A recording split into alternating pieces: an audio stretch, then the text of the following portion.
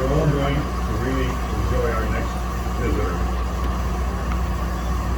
Dr. Carolyn Manhart is a second-generation Korean American whose parents were children during the Korean War. Despite the utter destruction of their country by the war, her parents, along with their fellow countrymen, are deeply grateful to the American soldiers who saved their homeland from communist invaders. Carolyn had the privilege of accompanying Nebraska's Korean War veterans to Washington, D.C. on the 213 and 214 honor flights as a physician guardian.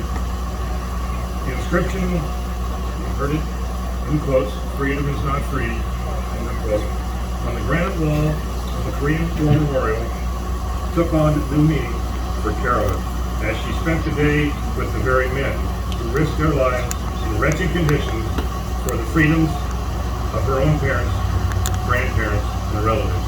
Dr. Manhart.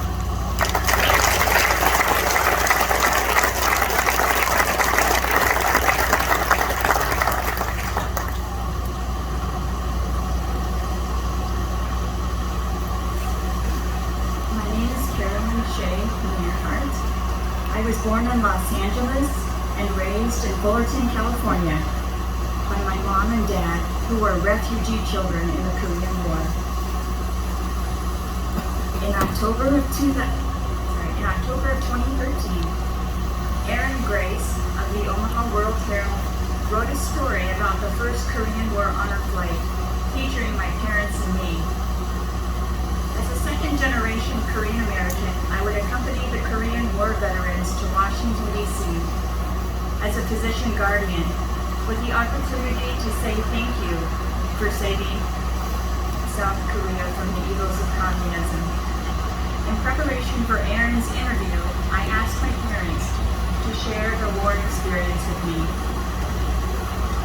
As an 11-year-old boy, my dad was going to school in Seoul with some of his siblings while being cared for by his grandma. He vividly remembers people running out of their homes into the street, shouting, "War! War! War!" It was 4 a.m. Sunday morning, June 25th, 1950, when tanks, manned by thousands of North Korean soldiers, crossed over the 38th parallel to take the capital city of Seoul. His family home was in the small town of Munsan, just south of the 38th parallel. My dad walked 25 miles back home to Munsan when the war broke. Dead bodies were lying on the rice fields along the way. Cars, trucks, and bridges were burned on the side of the road. One night, his aunt and uncle's house in Munsan was bombed by the United Nations. The UN was trying to destroy the supply chain of the North Korean army, who would transport ammunition at night. My dad's aunt and baby cousin died in that bombing. My dad remembers the North Koreans teaching their songs in his school to brainwash the children. My mom, 7 years old at the time, remembers the North Korean capturing priests and nuns and treating them like animals, dragging them into a line and taking them to North Korea. If they were weak and unable to walk, they would be killed. My mother's father, my grandfather, was captured by the North Koreans while he was delivering food to Catholic nuns, never to be seen again. After the second invasion on January 4th, when the Chinese soldiers joined the North Koreans and pushed the South Koreans and the UN forces south once again, my mom's family fled south on foot in the snow to a small mountain village. After the recapture of Seoul, my mom remembers returning to Seoul and seeing the ashes of their burned down house and her mom's treasured dishes that had all melted together. They continued to use these melted dishes to eat food provided by Catholic Relief Services. After their family lived in a single dorm room at a school for 6 months, they moved to a different building for refugees. that she remembers had no windows. The physical devastation of the Korean Peninsula and civilian and military casualties were immense. But what would have happened to the U.S.? What would have happened if the U.S. and the UN had not defended South Korea? Yeonmi Park, a North Korean refugee who today speaks out against the tyranny of the North Korean dictatorship, clearly describes the brainwashing and human rights violations being suffered by the North Korean people. They are being starved.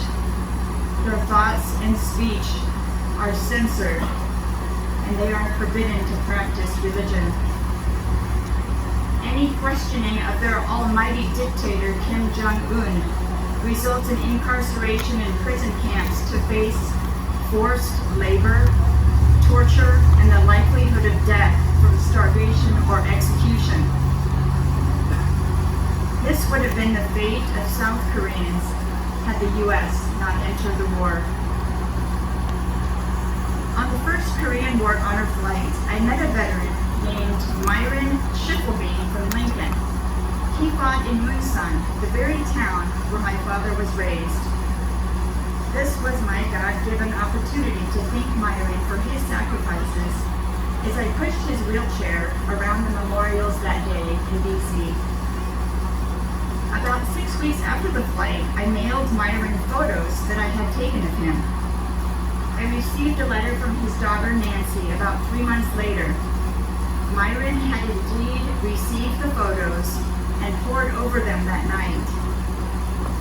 The timing was right, as he had a large stroke the next day and died 2 weeks later. Myron had previously asked his daughter if she could send me copies of his Korea photos, and she fulfilled his request.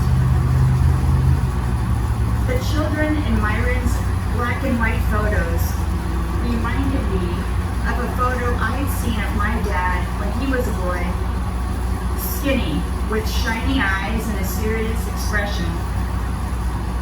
In her letter, Nancy Schiffelbein wrote, "Even though my dad was 26 years old, he looks like a kid.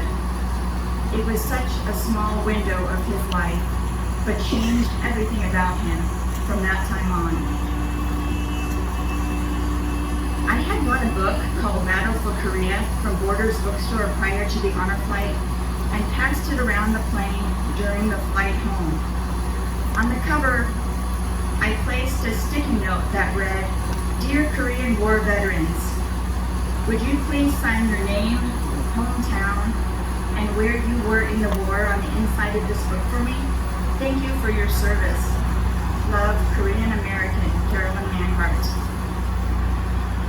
Now I have this keepsake with the handwritten signatures of many Nebraskan soldiers who fought in bitterly cold conditions in an unknown country to defend a defenseless people from communist invaders.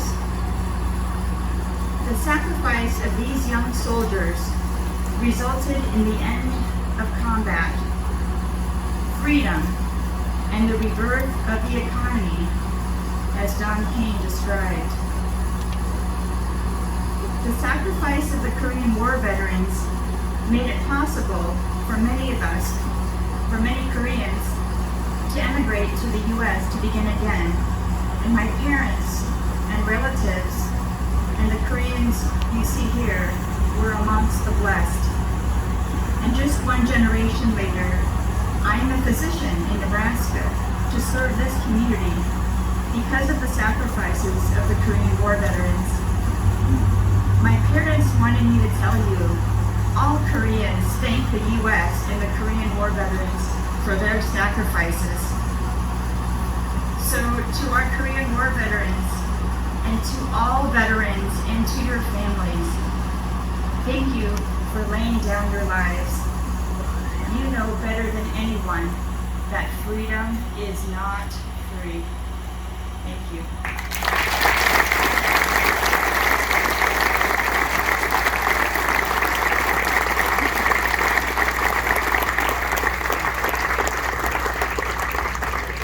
Thank you, Dr. Manhart.